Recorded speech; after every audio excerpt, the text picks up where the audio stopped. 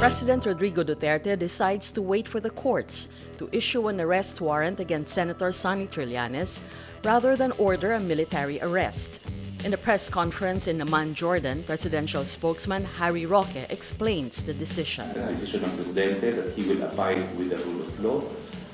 Aantayin po niya ang desisyon ng hukuman ng Regional Trial Court kung sila ay mag-i-issue ng warrant of arrest. Duterte issued Proclamation No. 572 last Tuesday, September 4, revoking Trillanes' amnesty and ordered his immediate arrest. Earlier Friday, the Department of National Defense issued a similar statement, saying it will wait for the Supreme Court decision on Trillanes' petition against Proclamation 572. Trillanes notes a restraining order from the Supreme Court would be the military's way out. So they want to be professional and they want to remain professional.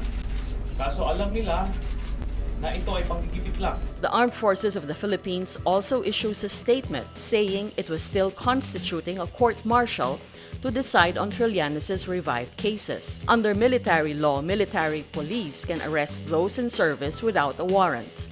Trillanes retired from the Navy in 2007. The Department of Justice on Friday filed an application for an arrest warrant for Trillanes in another Makati court, this time Branch 150, after it failed to get an arrest warrant Tuesday from Branch 148.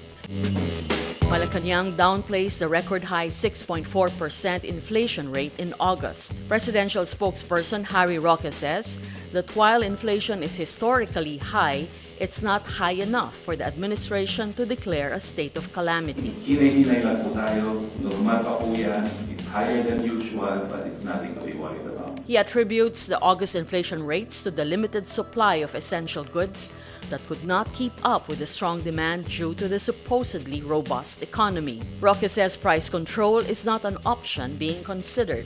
He adds the administration will likely resort to importing more goods to tame inflation. Malacanang refuses to comment on a report that the signing of a police cooperation agreement with Israel has been delayed due to Israel's concerns about President Rodrigo Duterte's deadly crackdown on illegal drugs. Hadashot TV News says Israel's Justice Ministry kept erasing provisions of the planned police cooperation deal until there was nothing really left to sign. Israel's Foreign Ministry confirms the agreement was in the works, but it was not ready to be signed at the time of the visit. Duterte has railed frequently about the United States and Canada canceling planned purchases for guns and aircraft due to concerns over human rights violations. U.S. President Donald Trump calls on the New York Times to reveal the name of the, quote, coward who wrote an explosive anonymous article that has plunged his presidency into another crisis. The unnamed senior official said in an op-ed that unsung heroes were quietly working within the administration to frustrate the president's worst inclinations. Invoking national security concerns, Trump says the paper should publish the official's name. Many cabinet-ranked members of government have denied being the author. The Times acknowledges the rare step of publishing an anonymous editorial, but says the official's job will be jeopardized if identified.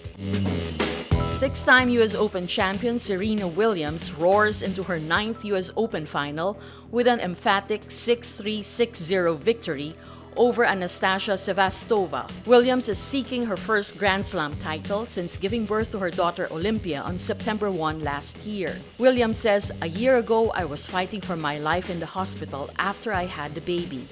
Every time I step out on this court, I'm so grateful that I have the opportunity to play this sport." Williams battled life-threatening blood clots after a difficult delivery. Williams will face Japan's Naomi Osaka. Osaka is the first Japanese woman to reach a Grand Slam final.